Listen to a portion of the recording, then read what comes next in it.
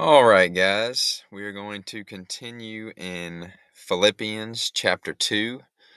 We're going to be looking at verses 5 through 8. Starting in verse 5. Have this way of thinking in yourselves, which was also in Christ Jesus, who, although existing in the form of God, did not regard equality with God a thing to be grasped, but emptied himself by taking the form of a slave, by being made in the likeness of men. Being found in appearance as a man, he humbled himself by becoming obedient to the point of death, even death on a cross.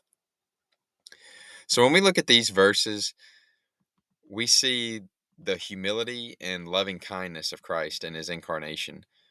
Paul has just mentioned the importance of us turning away from selfishness and regarding others as more important than ourselves.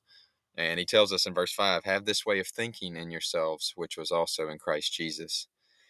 Christ's selflessness is put on display in so many ways, but we see this demonstrated when he washed the disciples' feet. John chapter 13 tells us, Jesus, knowing that the Father had given all things into his hands, and that he had come forth from God and was going back to God, got up from supper and laid aside his garments, and taking a towel, he tied it around himself. Then he poured water into the wash basin and began to wash the disciples' feet and to wipe them with the towel which he had tied around himself. Later, a few verses down, he says, so when he had washed their feet and taken his garments and reclined at the table again, he said to them, do you know what I have done to you? You call me teacher and Lord, and you are right, for so I am. If I then, the Lord and the teacher, washed your feet, you also ought to wash one another's feet. For I gave you an example that you should also do as I did to you. Truly, truly, I say to you, a slave is not greater than his master, nor is one who is sent greater than the one who sent him. If you know these things, you are blessed if you do them. So I want you to think about the selflessness of the example we have in Christ. This is the God of the universe.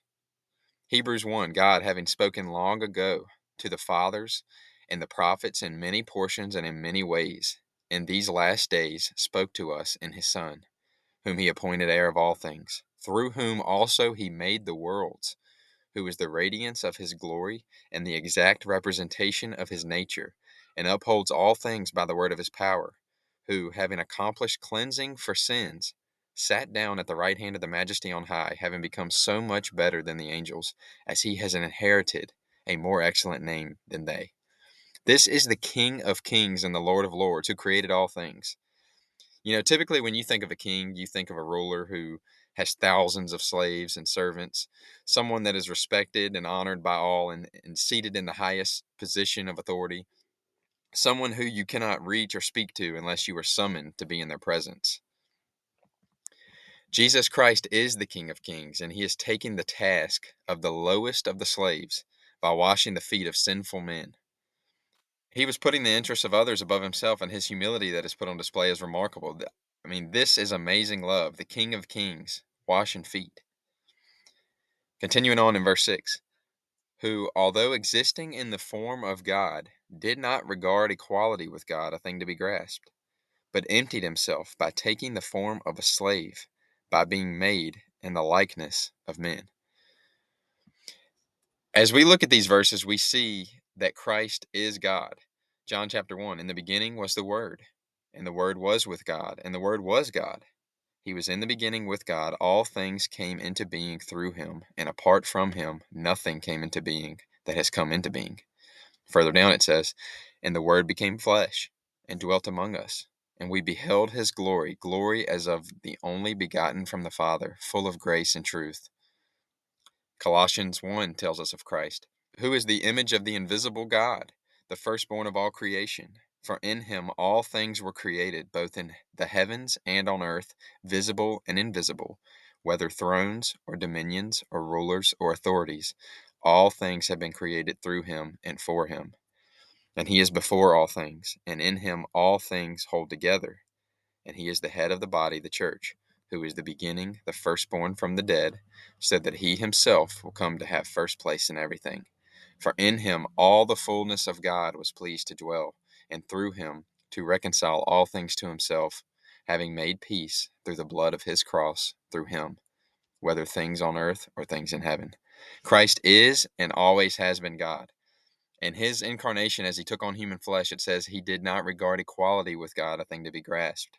He was still equal with God and still had divine authority over all things, but he never used that divine authority for a means of personal gain or advantages.